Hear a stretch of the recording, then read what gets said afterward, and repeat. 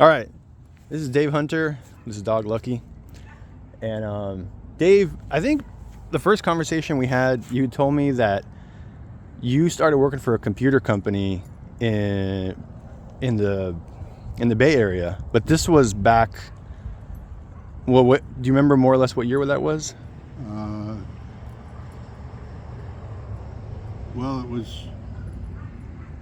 I got back from the Seychelles in '68. Okay. So, and the company I was working for, which was Philco Ford, they had a test bed of computers there, and so I started basically working with computers Yep. in late '68, early '69. But when you worked for that company, did they hire you like as a programmer? What did they hire you to do? They actually hired me as a technician, hardware. Yep. So I was actually a telemetry technician in the Seychelles. Okay. But the company was Philco Ford. Yeah. But they had a test bed of a bunch of these UNIVAC computers that were destined to go back to the tracking stations. Yep. And so when I got back from the Seychelles, they offered me Alaska or New Hampshire. Yeah. And I didn't want snow again. Okay. So they kind of gave me a hunting license. They put me in this computer center. Yep. You know, as a cable swapper, and as an assistant, Yeah. if you will, to the programmers. And they gave me a hunting license. Find a job or whatever. Yep. And I got fascinated with the computers, and I started studying digital, and I became a digital technician, if you will. Yeah. And then I started programming just because it was fun. So you had no experience with programming, but you started learning while you were there, and Yeah. Wow. Yeah. And you said this was '68. Well, more or less, how old were you around that time? Mid-20s. Mid-20s. So was that at this point in your life, mid-20s? Was that one of your first jobs, or you already had a bunch of jobs by this point? I already had lots of jobs. I've been supporting myself since I was 14. So Okay. you name the career, I've had it. What? Okay. So, but you came back from the Seychelles. Did you go to the Seychelles because of this company? They Yeah. sent you over there? Okay. When I got out of the Army, I had my parents still lived in Lompoc. Ah. And so I came home, and the guy across the street was the head of the Cal lab out at Vandenberg, which was a Philco Ford job. Yeah. And he offered me a job out there repairing oscilloscopes. Okay. And after a few months, I started dating this girl whose father had spent a lot of time overseas, Yeah. and so he suggested that I get, since I worked for the Philco, who had a lot of overseas jobs, that I should ask for a transfer overseas. Mm-hmm. So I never did know if he was just trying to do me a favor or get me away from his daughter. So I went to my boss and I says, "Hey, is it any overseas jobs?" And he says, "What, you got some girl knocked up?" I just want to make some money. So he asked me if I wanted to go to Alaska, Greenland. Snow again, right? Yeah. I said, "Where's the most money?" And he said, "Greenland." Says, "Okay, I'll go to Greenland." And Greenland was an interesting place. There was a woman behind every tree, but there are no trees. And so they sent me to Palo Alto, which is headquarters for Philco, Yep. to learn how to repair the telemetry equipment on a tracking station. That was the job they had for me. Yeah. Yeah. And so did that, and halfway through the course, they asked me if they said, "We know you want to go to Greenland, Yeah. but we really need somebody with your skills in the Seychelles Islands. Would you consider going there instead?" No snow. Me with a trunk full of scuba diving equipment that I'm trying to sell before I go to Oh my gosh. Greenland. Oh my gosh. By this time, were you certified scuba diver at this point? Mhm.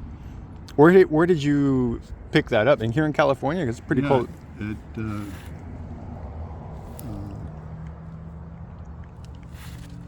Like Pirates Cove and all that around there, or Pirates Cove. That's another. that's a whole story. other story. We'll touch on that in a bit, because I remember Yeah, I that was mayor of Pirates. you were mayor of Pirates Cove. That's right. No, at Avila Oh, okay. Avila Beach, out in front of the breakwater. Really? So on the other side, like where the lighthouse is and all Yeah, that, yeah. you would jump on the other side of that jetty. Yeah. That's where you would dive. Yeah. Oh my gosh. You ever seen any sharks when you were diving over there? Oh, sure. Oh my god. Like white sharks or what? No, I never saw a white shark. Good for you. In the Seychelles, you just had to accept the fact that you were diving with sharks. Okay, it's very sharky over there. Yeah. So I guess you were excited because you had all this cold water diving experience, and they're like, "You want to go to Seychelles? No more wetsuits." And so, wow, Yeah. fortune was smiling on you, man. Yeah, it was like I was like the dive shop of the Seychelles, because I was the only one that had a compressor. Oh wow. So I filled everybody's tanks. Oh wow. Really? That's funny. Huh? You took all your gear. You took your compressor. Yeah. Wow. And I used to, everybody that left, I would buy their dive gear from them. They could get new stuff when they got back to the States, and they're, Yeah. it's rare here. So Yeah. when a new guy'd come, I'd have the gear. Okay, how long were you in Seychelles? Because you said after Seychelles, that's when you went to the Bay Area Yeah, and then started I was working in as a Seychelles programmer. for 2 years, basically. Was that a good time? What? Was that a good time there? Yeah, except I got married. So you came back with? Did you come back with your wife, or did you come? Okay, so you brought her back. All right. That was quite an experience. Oh man. Landed at LAX, rented a car, drove to Fresno, Oh, okay. and she was just petrified. It was raining, and there's a taxi cab spun out beside me, and all these cars, and Seychelles is a pretty primitive place. Oh, big culture shock for her. Yeah. Different style of living. All right, so you're over there for a couple of years. You come back. You do this for a while. I remember at some point, and I think this might be quite a jump in time, but you told me you got involved with some military adventurism kind of stuff. Like you were somewhere having to defend yourself with. Oh yeah, that was in Rhodesia. Okay, so you were in Rhodesia. That's right. Was that? How did you go from Bay Area programmer to I've got guns and I'm fighting them off in Rhodesia?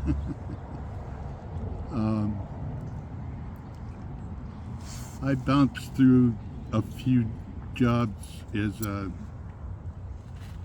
in computers. I ended Yep. up working for Univac and Okay. programming Yeah. for System Development Corporation. Mm-hmm. And finally, I decided I wanted to be my own boss, so I quit the corporate thing, Oh, okay. moved to Fresno, and went into business with my father as a electrical contractor. Wow. And Like electrician kind of stuff? Huh? Electrician kind of stuff? Yeah. That's a big change from Yeah. programming the computer to let's run some wires and Was that residential or commercial? both. Wow, that's cool. And so I ended up getting my own contractor's license, Oh, nice. and did that for a couple of years in the Fresno area. Mm-hmm. And then my wife's brother, who I had never met, had moved back to the Seychelles. Mm. They had gotten their independence, Mm-hmm. and he somehow managed to get the monopoly of burglar alarms on the island. Okay. So he had the connections and everything, Yep. but he didn't have the electronic skill to, install and repair these things. And Yep. that was right down my alley, basically. Perfect. Yeah. Electric and electronic. Yep. So he begged me to come over there and run this company for him. Yeah. And I wouldn't do it unless I got like citizenship of the Seychelles. Okay. At any rate, he claimed that he had the political thing squared away. So he talked me into it. I moved back to the Seychelles. Mm. Turns out he didn't have the political connections sewed up. Yeah. So I spent like 6 weeks there trying to, get squared away. And then my marriage was not going well. She had stayed behind to sell my house and my airplane, and You had an airplane. Oh my gosh. What kind of airplane did you have? it was a Cessna 140. When did you get your pilot's license? I used my GI Bill to get my pilot's license. That was in that 69, 70, 71 area at San Jose Airport.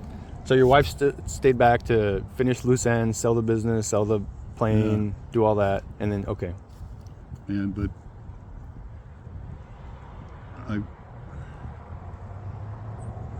I contacted her and said, she'd sold all that. And I said, Yeah. come on over. Yeah. And she said, I've changed my mind. I don't want to come. That's interesting that was her home. She liked the Seychelles and didn't like it here, but then I don't know. Yeah, That's weird. women. You do know that marriage is the antidote for love, right? I've heard this, I think, from my friend Dave.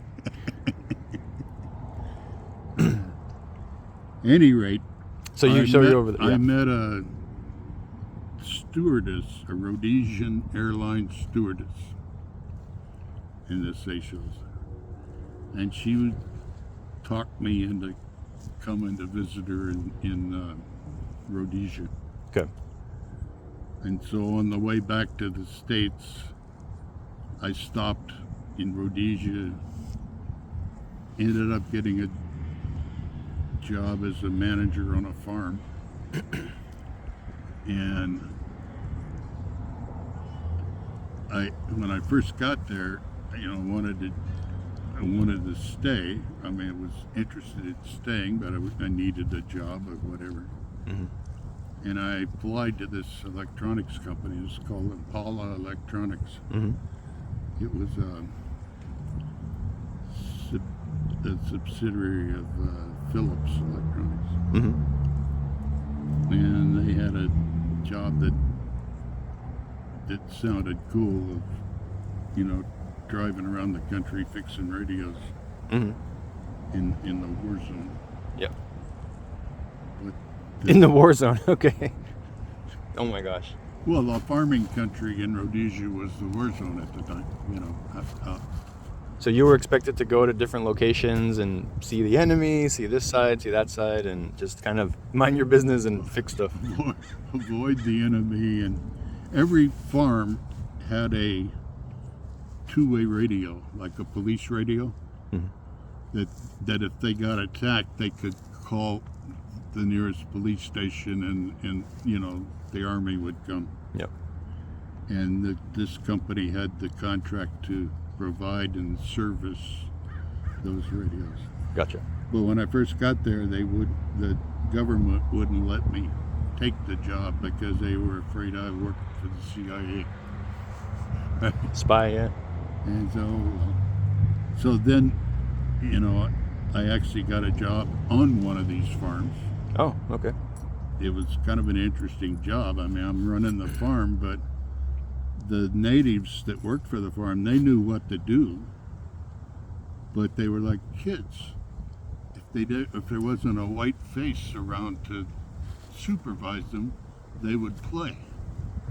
And so it didn't matter that I didn't have any farming experience. And then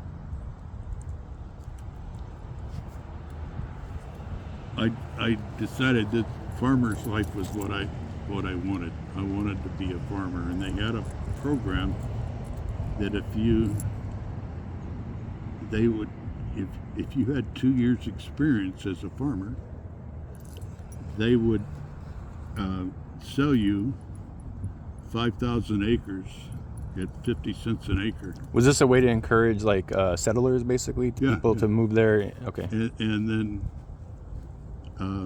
then they would loan you $500,000 to make a farm out of it. Wow. And so $500,000 back then. That's a lot of money back then. Yeah. Wow. At any rate, so I decided that's what I wanted to do, but just like Thule, Greenland, there weren't any women running around out there in the farm. You had to have a wife. And so I decided that I would get a wife.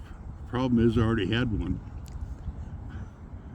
And if I'd have been smart, I'd have just not told anybody that and carried on with life, But I decided I needed to go back to the States and get a divorce so that I could come back and marry a local girl. Gotcha. But I thought it would be cool if I had a job waiting for me when I got back. Mm-hmm. And so I went back to this electronic company and said, if you get a job on the bench, any kind of job that's waiting for me when I get back. And they said, "Oh, glad to see you. We're so sorry that we let you get away. That we haven't been able to find anybody to take that original job of driving around fixing radios. Oh, okay. And the government will now allow you to do that because you've spent a year working on a farm. You must not be a CIA agent." Yeah. So they gave me that job, and immediately nice. I had the best job any man's ever asked for. They gave me a Jeep, well, it was a Land Rover, and a little 12-foot camping trailer, which was my lab. I mean, I had all my test equipment and everything in a bunk. And an open purchase order to buy all the hunting, fishing, camping equipment I wanted. And then I go take this job, and I'm driving around from farm to farm, visiting. And I could spend the night, inside their compound. And it was a pretty cool job for a while. You've had a lot of cool jobs. Huh? You've had a lot of cool jobs. Yeah. But that's one of them. Yeah. So you got married then over there? No. Okay. No, But you were free to, if you, by this point. I was having too much fun. Yeah. That's not a job for a married man. Gotcha. But so what happened to the Rhodesian stewardess? She introduced you to the place, but then did you talk to her after that, or that was it? Oh, we were friends, but we did. Okay. There was no ongoing relationship. If you I will. gotcha. Yeah. Ended up, my wife's sister lived in Rhodesia. Oh my gosh. So I ended up she had gone back to the Seychelles looking for me because I disappeared and never came home. Ah. I didn't even tell my parents where I was. Wow. At any rate, ended up inviting her to come to the Seychelles and let's see if we can resolve this. And, you know, we got back together. We ended up going back to America Ah, okay. and starting afresh. Yeah. So that's how I get it. That's how I got into the Seychelles. Because Yeah. when I was driving around the war zone, I had to be able to defend myself. Mm-hmm. So the government gave me a FN, it's called. It was a fully automatic 30-06 Mm-hmm. Wow. made in France. My goodness. And I carried a 357 on my hip. How many times did you get into a situation where you almost had to use it or had to use your weapons? One time that I did use it, I was driving and suddenly these two terrorists were, come over a hill, and these two terrorists were crossing the road with their AK-47s and some landmines. And when they saw me, they had to kill me because otherwise I would tell the authorities where they were. So they ran to the side of the road and they're taking their rifles off. And I had practiced this. I had no doors in the Jeep, right? And so I slammed on the brakes and I had the FN sitting beside me. Driver's side's on the right over there. And so I grabbed the FN and pulled out my pistol as I'm getting out. And the Jeep's still going. I bailed. And I started, they were just coming around with their rifles. And I started blasting at them with my 6-shooter. It was a 357 Magnum. And so they dove for the ditch, and I dropped the pistol and I came around with the FN and cut them both down. So I can always say I killed two of the most dangerous animals in Africa, native with a machine gun. My goodness. Man. So at any rate, that was that story. So at some point you decided to leave Rhodesia. Yeah. When my wife came back and we decided to get together, she wanted to go back to America, and that was cool with me, and so we came back to America, revived the Did you guys go back to Fresno, or did you come here to Central Coast? Fresno first, Okay. and then we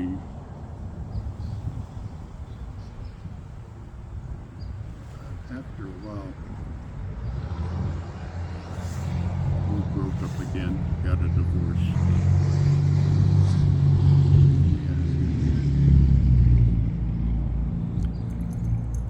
Last time I talked to you, I believe you considered yourself politically an anarchist. Oh yeah. So, at what point in your life do you think you started to have that mindset of like, oh, I'm done with this? Like, at what point do you think that started to become a thing? Well,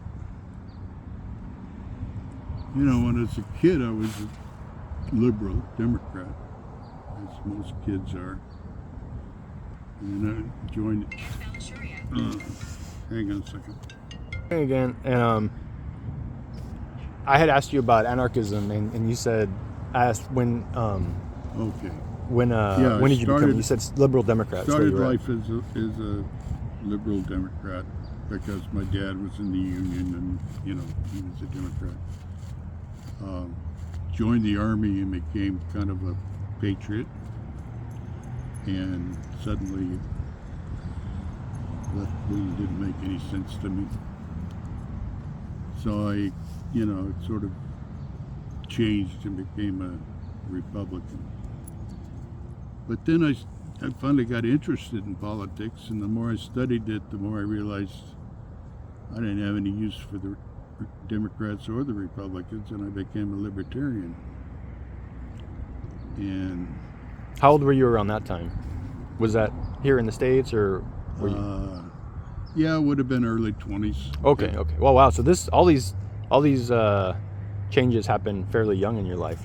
Okay. And although I didn't really become an anarchist until the last 10 years or so. Last 10 years? Yeah. Okay. As you learned about the ideology and kind of how it worked. So you were libertarian then, I guess, all those years then, up until anarchism? Yeah. Okay. Yeah, basically, when I say I'm an anarchist, it just means that I don't respect government at all. Any of them, anywhere? What? Like any government anywhere? Right. Not just ours, but okay. Yeah, the whole premise of democracy is wrong. The idea that I'm required to honor the laws by the majority of the people. Well, the truth is the majority of the people are idiots. Right? and the idea of majority rules, it's like mob rules. I just want to be left alone. Live my life my way. Well, I see you as like very independent, Yeah. the way you are. I mean, you stick to yourself, you walk your dog, you bring him to the park, you've got your bike, your rig there, and you kind of just mind your business and Yeah. That's it. do your thing. What you do with your life is your business. What I do with my life is my business. And if I live a decent life and I'm not harming anybody, then why can't you just leave me alone? Mm-hmm. Yeah. Don't want Yeah. So I'm an anarchist in that if you think about it,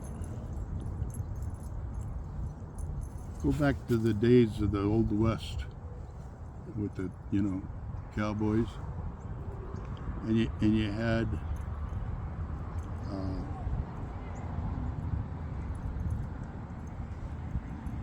the sodbusters, the farmers, the ranchers doing their own thing. They didn't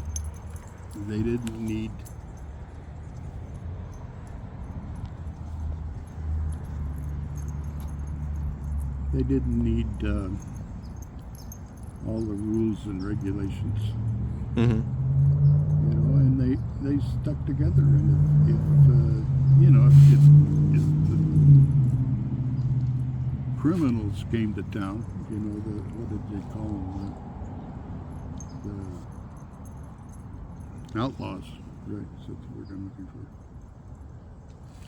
for. Farmers stuck together and defended themselves, from these things. Mm-hmm. You didn't need a federal government somewhere.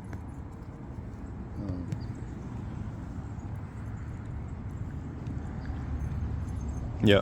So that's I would happily live in the Old West, where men were men and men defended themselves. You couldn't call for help if there was trouble. You had to. Who are you gonna call? Yeah. There was nobody. You couldn't call anybody really.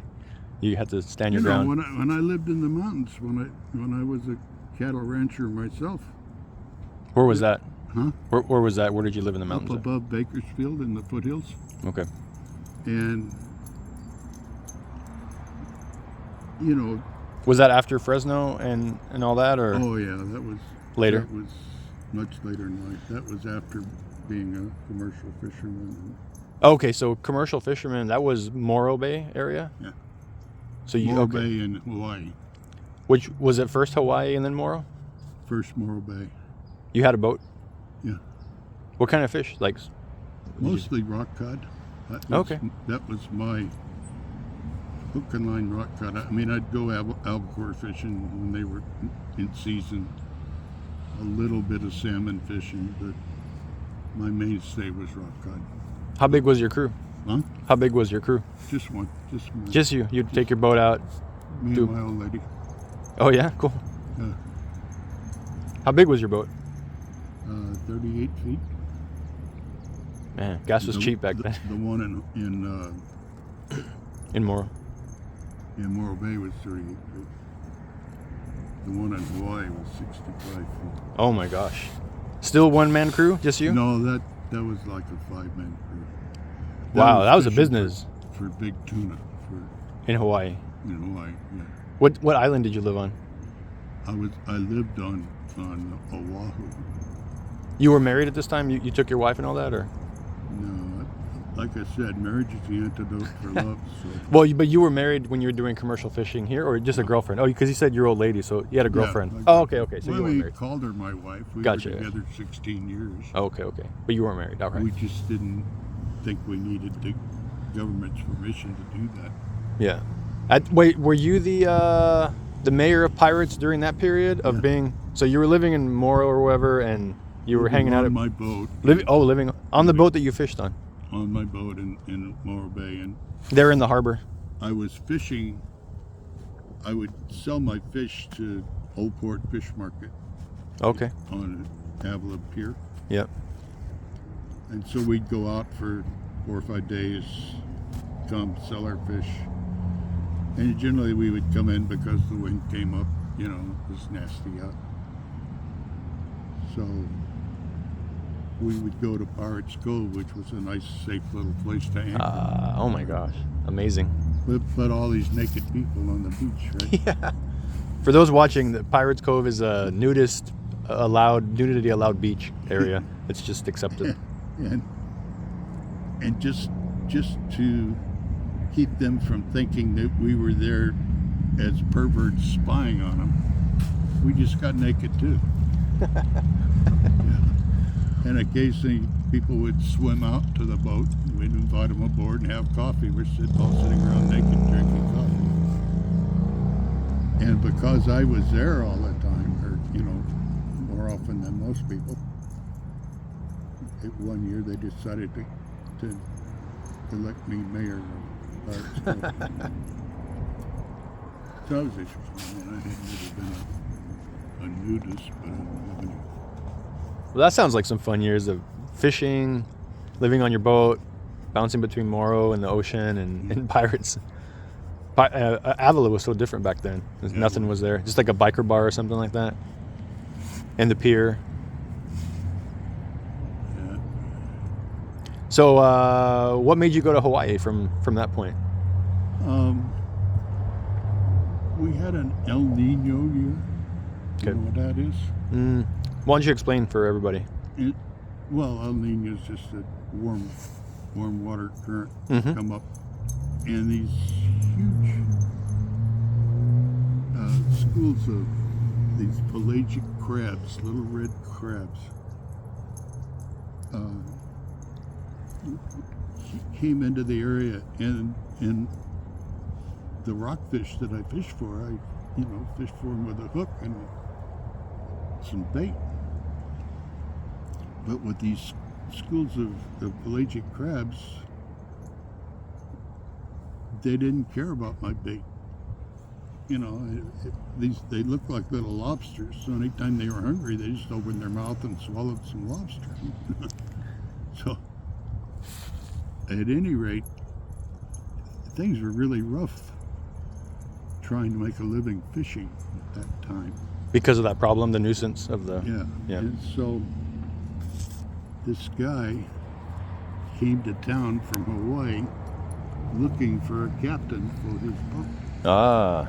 in Hawaii. He needed to hire a captain. Yep. and he had actually bought the boat from a fisherman in Morro Bay, and that's why it came there.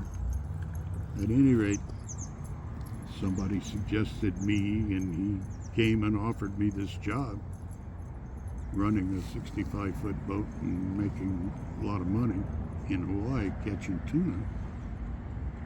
And it just seemed like a smart thing to do, so I took the job.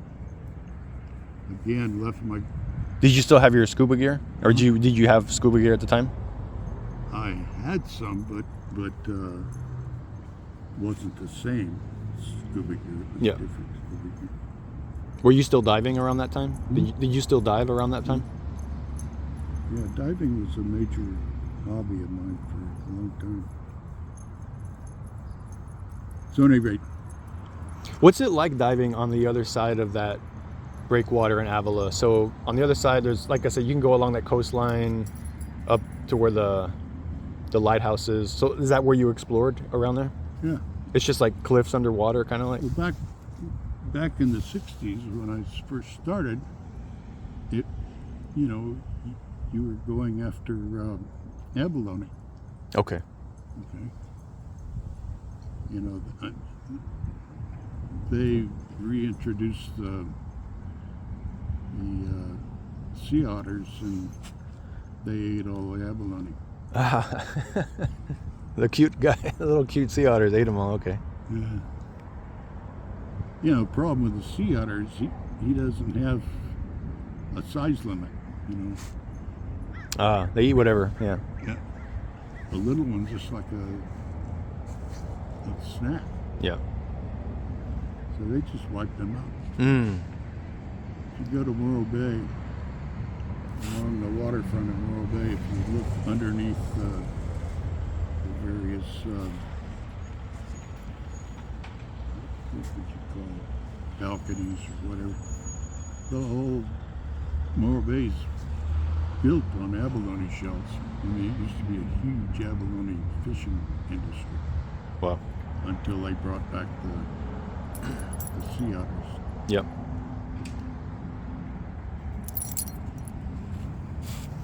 So you make your way to Hawaii now. Oh, so yeah, you sell your boat here, the 35-footer? Yeah. Sold it, got it, and just took off to Hawaii. Actually, I took off and left her, my lady behind to sell the boat Oh, okay. and all the stuff in my, what do you call it? My mini storage. Yeah. My How- skis and my Oh, okay. tennis rackets. And, Yeah. stuff that I didn't need in Hawaii. How long were you in Hawaii? 8 years. Wow. Yeah. I fished for the first year and then You were a captain on the boat for that. What? You were doing captaining that boat. Yeah. And then I ended up going to work at a marine electronics store, Okay, went back to electronics school. and then I bought it from the guy. Oh, wow. And so I ran that business for 8 years, 7 years. My goodness. And then we had a couple of kids, and once they graduated,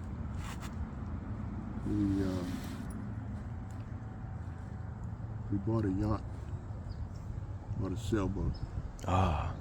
47-foot sailboat, Oh my. and we're living aboard. Had you ever had a sailboat before this time? Not a sailboat, no, This was your first sailboat. first sailboat. Where did you learn how to sail? Did you kind of already know the ropes of it, or that was your learning? That was my learning. Wow. And is that something you happened to be interested in? You're like, I want to learn how to sail. It was That's a big boat to start on, man. it was a motor sailor, so obviously, if I didn't put the sails up, I could drive around with it, right? So a single hull? Hmm? It was a single hull? It was like a sailboat? Okay. And then we decided to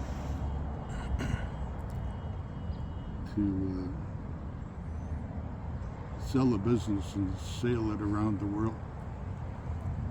Because we had friends that were doing that. You know, Hawaii's like a stopping point for people that leave the West Coast to sail around the world. How much experience did you have before you decided, let's sail the world? How much had you learned? I mean, the good thing is you had a lot of years of experience on the ocean, which matters as far as like reading the weather and the conditions. So at least you had that part down. You weren't a stranger to the water, but the sailing, navigation and all that, it's just the sailing part. But I guess you were also mechanically inclined, so you were comfortable with repairing, and I guess there's less to repair on a sailboat as far as, I don't know, motors and all that. So, okay, so I guess you were fairly confident. It's just the actual long distance stuff and the sailing aspect of it, which you picked up. Experience at sea. Yeah. Than most of my friends who were. Yeah. Okay. Sailing through. I took a. Were you and Morrow when that really famous incident happened where the captain tried to escape the harbor in heavy seas, and there's like a famous picture of it and all that? That was like in 81, I think, or 80 something. He was trying to get in the harbor. Oh, he was coming in from the ocean? I think there was one where the guy had a bunch of kids on the boat. I don't know what he was thinking. And it was George C. Scott. Oh, there's two incidents. Okay, that's one of them. There was another one where a guy was going out with a bunch of kids and it capsized and all the kids ended up in the water and they were all saved. But I think somebody passed away. I think maybe the captain passed away. But were you and Morrow at that time? It happened. I don't know if where you were at in like the 80s. I went to Morrow in 84? Okay. No, I left Morrow in 84. I left for Hawaii in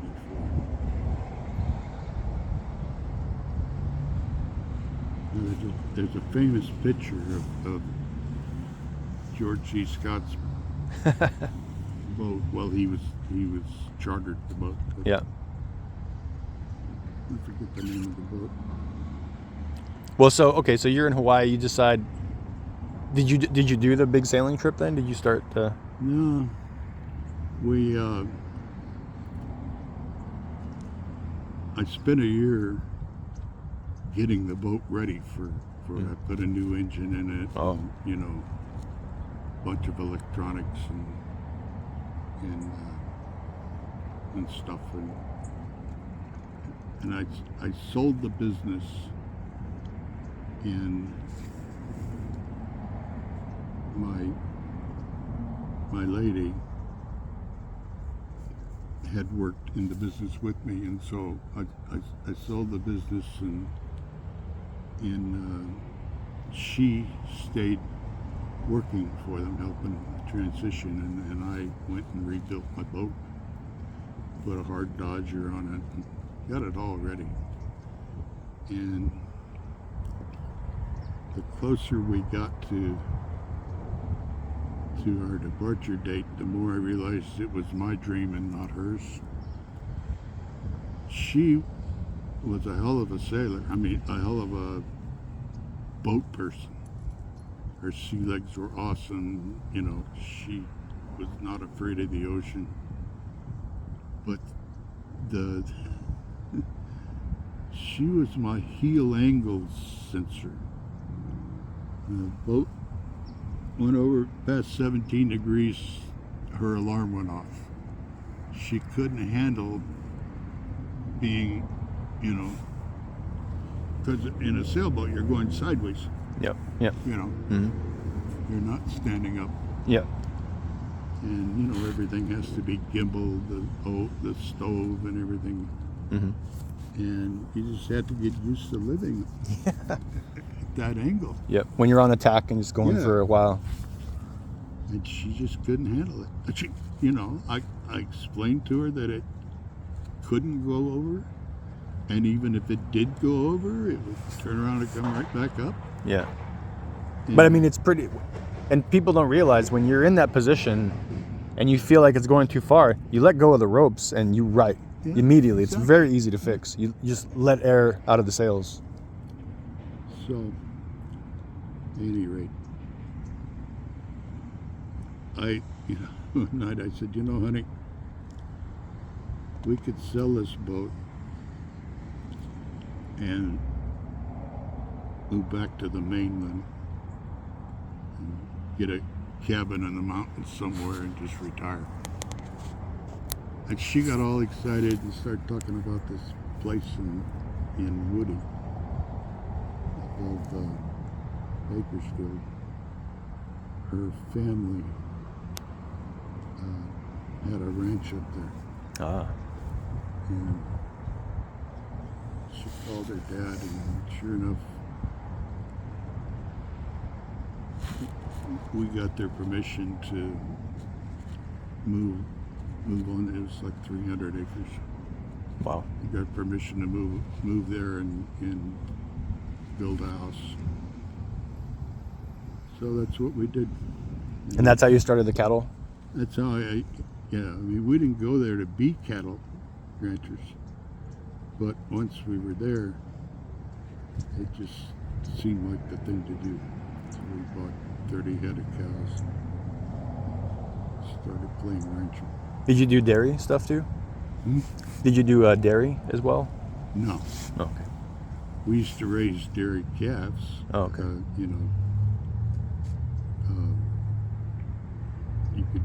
You could buy a male calf from a dairy cheap, and you could raise it and sell it as beef.